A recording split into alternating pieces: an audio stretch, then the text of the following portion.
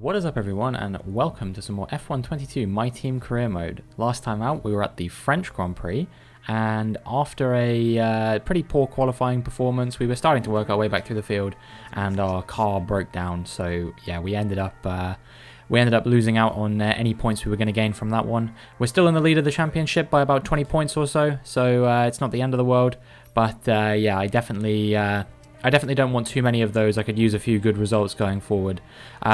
We have the Hungarian Grand Prix coming up now. I actually didn't have the option to choose Lando Norris as my rival, despite the fact that he is closest to me in the championship at the moment by quite some margin. He wasn't an option, so I picked Max Verstappen instead. He's been pretty strong throughout this entire career mode. Even if he hasn't won a championship, he's always been right up there at the sharp end of the grid. So I feel like of all the people to pick, he would probably be one of the strongest people to pick. And yeah, we typically have never been amazing around Hungary. I've never felt fantastic. The one time I looked like I might be on to score good points, I DNF'd. Obviously it wasn't on the calendar, I think in season 3. And you know, every other time we've either failed to score points or struggled a bit. I remember, I think season 4, I think we came 4th. And that's my strongest result, and that was not really a result I was too sort of impressed with, if I remember correctly. Either way, it's not a track I've ever felt totally sort of comfortable and self-assured around. I always feel like I struggle around here quite a little bit. So yeah, I don't know. I feel like maybe this weekend's not going to be the best one to make a recovery after having a DNF in the previous race. And indeed you can see that not being top 14 in the session, not amazing. I definitely feel like I don't quite have the pace around here. Quite a lot of corners I struggle around quite a lot, so yeah, we have a lot of work to do. But our new teammate Oscar Piastri, who has returned after being at Haas for about 3 seasons almost at this point, 2.5 seasons I think he's been at Haas, he's finally returned to Jaguar, and we are trying to turn him into a race winner, into someone who can compete right up in the top places on the grid on a consistent basis. Théo Pourchaire couldn't quite manage it, so we're trying it again with another rookie. I say rookie, I mean for Oscar Piastri's first season in Formula 1 was 4 seasons ago now, so yeah, he's definitely a seasoned driver by this point. But either way, he's never really had the machinery to compete. That Haas was finally starting to get good. He was finally starting to get noticed, and now we have taken him away from there, and he's been replaced by Robert Schwartzman. So yeah, we are now into qualifying, and you can see we're on our final flying lap of Q1. We're only improving by a little bit, about a couple tenths or so. It's good enough to see us through, but only in P14, so not quite what I was looking for. You know, ideally I'd like to make it at least through to Q3 if I can. So yeah, that's not great. We were only a few tenths off of sort of being in the top 10, so hopefully we can find a bit more pace between now and Q2 and get through to Q3 with no real issues, I would hope. You can see now we come out on our first flying lap. We're on a used set of softs this time around, as is par for the course. And yeah, we'll see what kind of time we can do.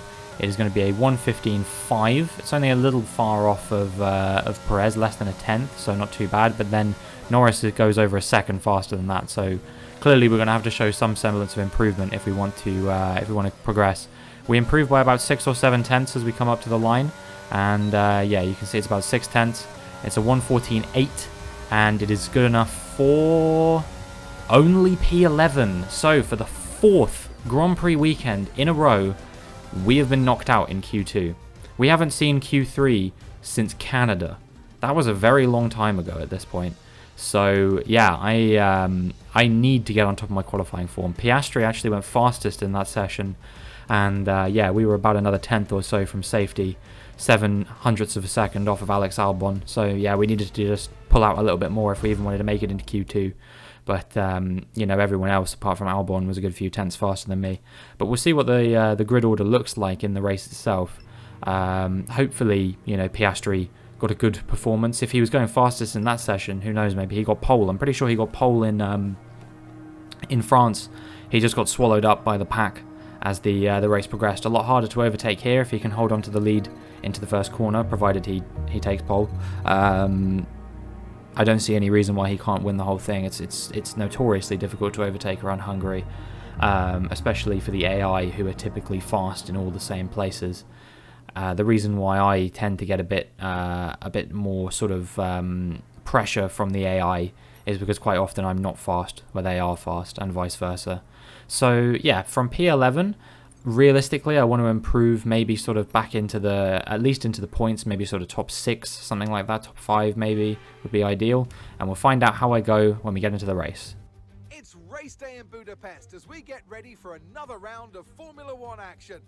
We're not expecting too many retirements at this circuit. There are plenty of current and former drivers with flawless finish rates here. In particular, Ralf Schumacher, who made it across the line in all 10 of his Hungarian Grand Prix starts. 14 corners then for our drivers to navigate at the 2.7-mile Hungaroring today. It's 6 lefts and 8 rights around a lap here, with average speeds in the region of 120 miles per hour.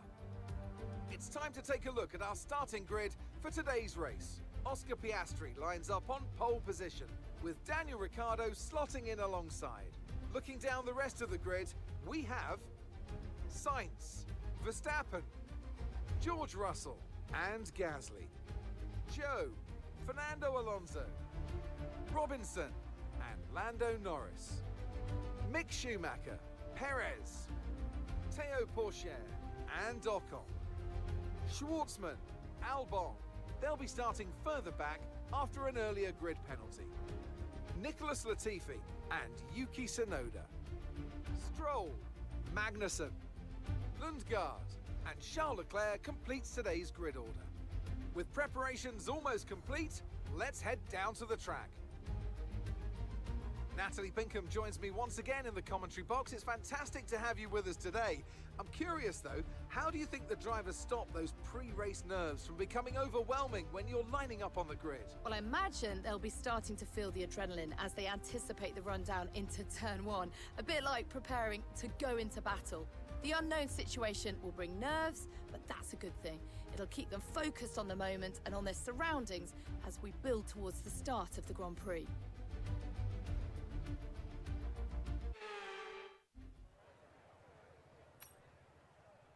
Mark has nothing to say on this occasion, but I have plenty to say. We're going to be changing the strategy that the game thinks we should be doing onto something a bit more exciting, and we are going to be trying a soft medium when most of the cars around us are going to be doing a medium hard, which hopefully will allow us to make up quite a few positions as we progress through the race when we have a bit more sort of tyre grip.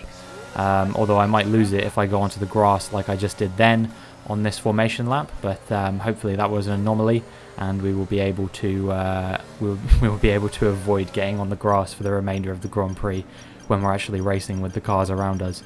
So yeah, we're lined up on the grid now and we're getting ready to go. Not a fantastic parking actually, 0.9, which is one of the worst ones I've had that's actually worked in quite a while. Usually I get the purple at least, but yeah, not on this occasion. And now we get ready as the lights come on. And the lights go out, and it's a pretty good start from us. Not surprising, we're on the soft compound tyres, but you know, as soon as we get into that second phase, you can see that the cars around us are just super fast. Schumacher on those soft tyres as well, already up ahead of us. Norris going for a dive bomb up the inside of Alonso, and he's actually made his way up all the way from, I think it was P10 or P11 off the start, into P7 now. We're challenging Schumacher. We're going to try and go up his inside here as we run through turn 2. And we squeeze him to the outside and we hold on. So we're still in the points, but we've actually lost a position off at the start. We started P9 after a couple of penalties got applied, including to Lando Norris. I had to move over to the left there because I was aware that Schumacher was coming up my inside quite quickly, and he was going to be, he could potentially have spun me out if I hadn't have got out of that move. I thought about potentially going for a move up the inside of the chicane, but it's not very smart, and I'm sure Alonso would have had some choice words about me if I'd have tried to do that. So we're just going to bide our time for right now in this P10 position. You know, it's not too bad, and if we can just progress as we get forward, that would be ideal. But it's very easy to get locked in a DRS train here as Schumacher dive bombs me up the inside, but overshoots his braking point slightly, and we're able to sneak back up the inside of him. So yeah, that was a very audacious move from Schumacher that didn't quite work out on this occasion, as Oscar Piastri sets the fastest lap, so he is leading the Grand Prix, and that is ideal for our chances of getting a win in this race. I hope that he can convert this fastest lap. You can see actually, if you look on the track map there, that he is very far ahead of the nearest driver, which I think is Carlos Sainz in P2. So yeah, not a bad start for the Aussies, with Ricciardo in P3 as well. So yeah, I hope that Piastri can convert this one into the win. And meanwhile, we're just trying to chase after Alonso. We've closed him up a little bit. You can see this this sort of concertina effect being created from I think it's Gasly backwards through Joe, Russell, Norris, Alonso. And then we're trying to catch up with that. But if Schumacher keeps going for dive bombs up the inside of the chicane like that, he is really in a hurry to get past me. He keeps just launching it to my inside on some of these corners, holding me up a lot. You can see I lost almost 2 seconds to Alonso there, and I was just checking I didn't get any floor damage or anything like that, because yeah, we really had to go over the curbs quite a lot to avoid Schumacher going into the side of us. I feel like you could make an argument for dangerous driving there, but in any case, it's all right, I guess, as I think he's now squabbling with Perez, which is hopefully going to allow us to get back in touch with the cars in front and maybe start contending with them for the bigger points positions. But we're still being attacked by Schumacher as we move on to lap 6 now, and yeah, he's really in the mood for this final point. His patience will be rewarded perhaps if we make a mistake, due to the pressure that he's piling onto us. All the time, the medium compound runners are only getting further and further away from us. So I think anything outside of a safety car at this point is going to be, otherwise it's not going to be possible for us to catch up with them. We've got Schumacher and Perez now hounding us with the DRS. We move back to the outside of the corner. I think Schumacher might try and go up the inside there. Yes, he does. And he'll have the DRS in this next DRS zone as well. So maybe he's going to try and go on my inside once again. He doesn't think about doing it on this occasion. So yeah, we hold on to this P10 for now, and as we move on to lap 10 now, you can see Mick Schumacher, not Michael Schumacher. Mick Schumacher is coming into the pits, as is Verstappen. So yeah, we are now up into P9, but it will only be for this lap until we pit ourselves off these soft compound tyres onto the mediums to take us to the end of the race, hopefully, which is going to be it's going to be quite difficult to do that in its entirety. 24 laps on the mediums is nothing to snuff at, but I'm pretty sure our tyre wear here is lower than what they expected it would be, which is nice. You know, we got those ultimate tyre wear upgrades, so yeah, it's nice to think that we're able to pull off strategies like that as I come into the pits along with my former teammate Robert Schwartzman. Even if it was only for half a season, he was a Jaguar representative back when we raced in purple. Very long time since we did that. And yeah, we're now coming in to fit the medium tyres and take them to the end of the Grand Prix. We'll see where we come out in relation to Mick Schumacher, as he is also coming out.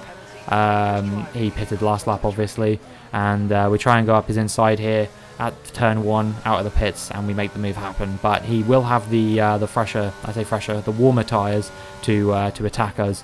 They're a bit more rubbered in, and yeah, we're still kind of getting heat and getting grip into these tyres. So yeah, I think we could be under a little bit of pressure from him. But you can see now as we move around to lap 17, moving on to lap 18. There's a few cars in front who started on the medium tyres who are now coming in, including Albon, Leclerc, and I think that's Porsche as well. So we move our way up into P11, and yeah, I guess that means there's only one more car left to pit, who was behind us before the pit stop windows opened, and then we'll be back into our sort of natural order of things, and we can try and overtake some of the hard compound runners. Perhaps you can see I am reeling them in a little bit now. Alonso, I've closed the gap just down to 3 seconds, and it's closing all the time. So potentially I could think about getting a run in on him, and moving myself up into P9 would be nice to see. Perez now coming out of the pits. We'll see where he comes out in relation to Schumacher and Schwartzman. He's actually lost out to Schwartzman, who's kind of being dragged along by his teammate a little bit. Now we're looking at Pierre Gasly, and you can see that he has had a big spin but he's managed to keep the car going. Big runoff area, but that is Alonso going through on him, and there I am, and I've closed right up to Gasly as a result of that spin. Now you can see as we move into first person again, or well, not first person, but the TV camera, that I'm just outside of his DRS range, and if I have a good few corners here, then we could potentially be looking at getting DRS down the main straight to think about sizing up a move on Pierre Gasly for P9.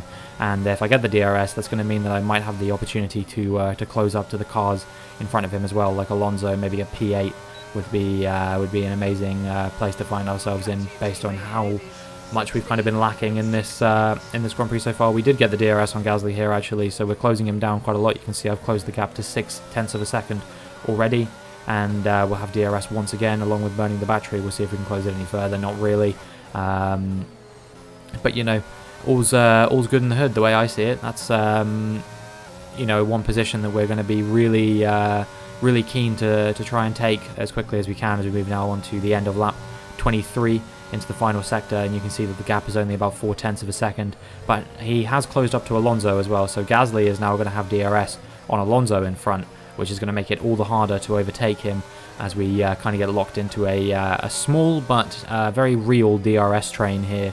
Alonso, myself and Gasly, the occupants of that train. And yeah, we've got the battery, we've got the DRS, and we're going to be trying to attack Gasly into turn 1 here. We go up the inside from a long way back actually, and yeah, we managed to make the move happen on him as we now move through the remainder of lap 24. See if we can get ahead of Alonso sooner rather than later. We speed things up a bit just so you can see the actual action points of the track. This first sector and most of the second sector doesn't really have any conventional overtaking spots. It's basically entirely in the third sector, and you know, the first couple of corners we got a yellow flag coming out. I think someone's retiring from the Grand Prix, and we'll see who that is going to be in a second, I imagine. I think it's Schumacher possibly, because he just lost out to Schwartzman. You can see he's slowing down quite a lot, and yeah, that's someone who was challenging us at the beginning of the race, Mick Schumacher, who is now out of the Grand Prix. Meanwhile, we're only 0.3 behind Alonso, and with the DRS and with the battery, I think we're going to try and size up and move into turn 1 here. We brake at just the right time. He's got to give us room alongside, and he'll be trying to fight us back, I imagine, in this next DRS zone. You know, he's right along our inside this whole time, but as we move through the corner and then we switch to the inside for the following turn 3, we are comfortably now into P8. And we'll see if we can... Oh, hold on. Alonso's challenging us back in a similar position to where he challenged Hamilton in 2021, if you remember that exciting defense that he put along Alonso. And now we'll see exactly what happened to Mick Schumacher here as he retired from the Grand Prix. Yeah, you can see this is, I think, maybe a gearbox failure. I haven't seen any smoke coming out the back of his car, which makes me think it's probably gearbox related, but we won't be able to tell for certain. Oh no, there's the smoke. It's probably engine then in that case. Just took a while for it to come through. And now we're looking at Max Verstappen, who is coming around one of the final corners, and you see that he has a spin basically exactly in the same place where he had one in real life in last year's Hungarian Grand Prix. Obviously he went on to win that race, but with only 9 laps to go, and that has pushed him down to, I was going to say P5, but you can see that's 6th, 7th, 8th. I think that's actually 7th, no. And now, yeah, he's falling outside of the points because he can't rejoin the track yet, just because of the number of cars who are coming through that he's got to wait for. I'm surprised that he's not got disqualified yet, and you can see that he is rejoining the track finally, just behind the Alfa Romeo. I think that's Lundgaard, but it could be Porsche. And yeah, that is a number of cars. You can see now, we'll show you in real time that he is just chilling on the track basically there, and we're overtaking him, and a safety car has come out as a result of how long he's been stopped on track. So yeah, Max Verstappen really really unfortunate there with that spin. He just couldn't find a place to rejoin safely and had to stay there for so long that it ended up triggering a safety car. So yeah, this could change the entire race potentially. You know what I'm like on safety car restarts, which we now find ourselves imminently going to get towards. You know, I got a number of cars ahead of me. I could be looking at potentially getting P5, P4, something like this, if I can hassle these guys the whole way around. I'm on better tyres, but I don't know how much life is left in them. We've already been on them for 18 laps, and these guys have only been on these hards for about 10 laps.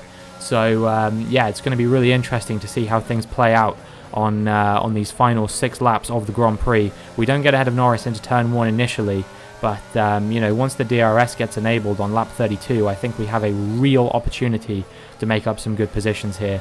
But we'll see what we are capable of doing. We need to be cognizant of Alonso and Gasly behind us, who I'm sure will want to make up this this position on me as well for some extra points. But I am very keen on making this position up on Norris. You know, he's my closest championship rival, and if I can keep this gap larger to Norris rather than letting him close me down a little bit, that would be ideal for me.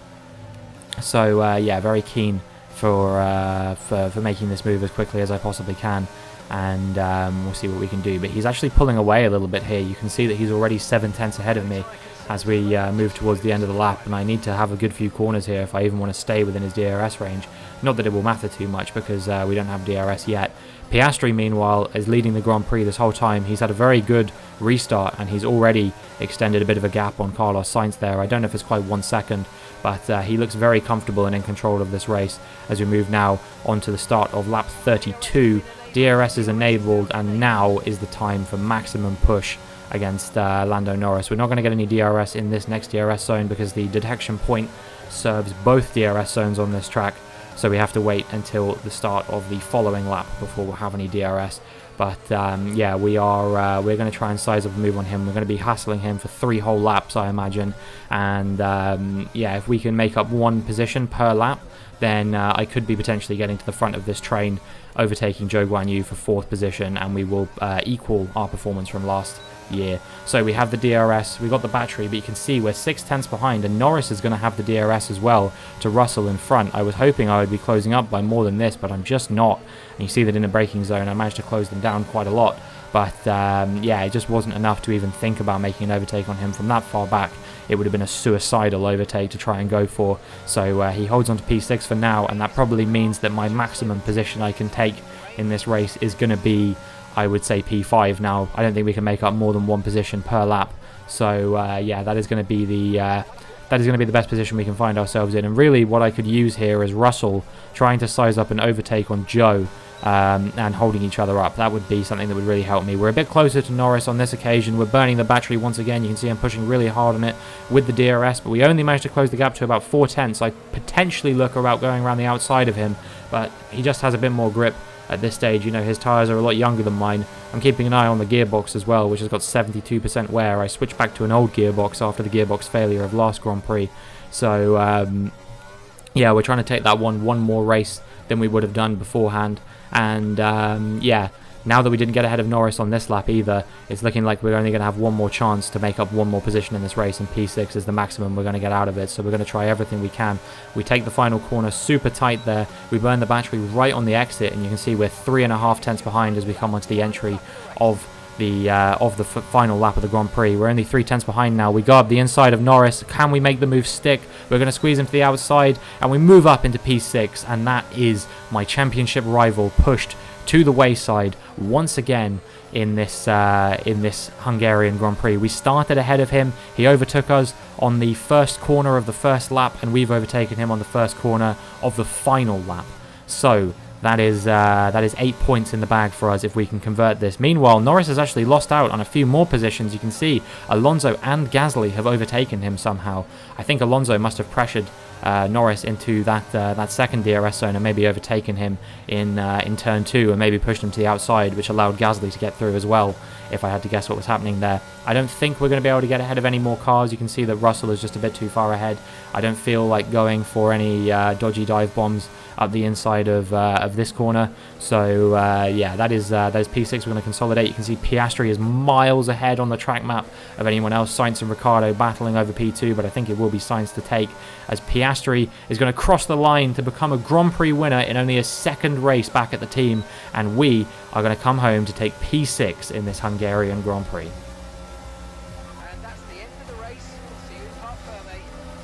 As far as races go, that was pretty exciting. Even if we didn't quite do what we wanted to do, I am more than happy with the show that we put on. It was very much a spectacle here in Hungary, one of the better Hungarian Grand Prix you'll see.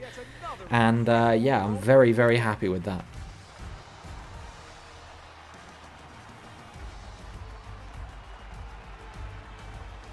So Natalie, what do you think helped them deliver this result?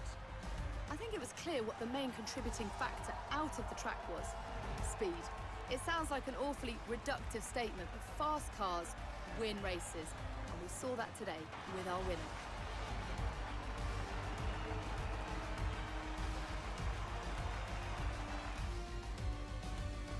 The faces on our top three look so incredibly happy as they make their way up to the podium. A much-deserved victory and a brilliant performance from them all.